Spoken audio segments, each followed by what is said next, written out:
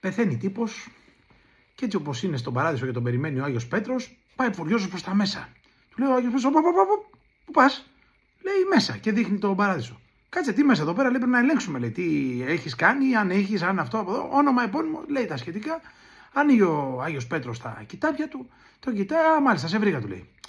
Δεν βλέπω να έχεις κάνει κάτι κακό στη ζωή σου, αλλά δεν έχεις κάνει και κάτι καλό στη ζωή σου, πολύ καλό για να σε αφήσω να μπεις μέσα. Έχεις, λέει, κάνει κάτι καλό που να αποδεικνύεται, που να μας πεις κάποια καλή πράξη κτλ. Για να σε αφήσω να μπεις. Λέει ο άλλος, αμέ, βεβαίως.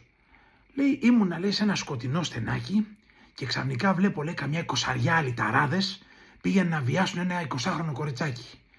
Και τους λέω, ρε αλήτες, τι κάνετε εκεί? Και αρπάζω ένα καδρόνι και το σκάω στο κεφάλι του αρχηγού τους. Σέκος ο αρχηγός. Ή τα αφήνετε το κορίτσι τους, λέει, θα σας σκίσω όλους, ρε. Όπα ρε μεγάλε, του λέει ο Πέτρος, και έχει μείνει με το στόμα ανοιχτό. Πότε έγινε αυτό το πράγμα και δεν το πήραμε χαμπάρι? Θα είναι, δεν θα είναι κανένα 5 λεπτό τώρα.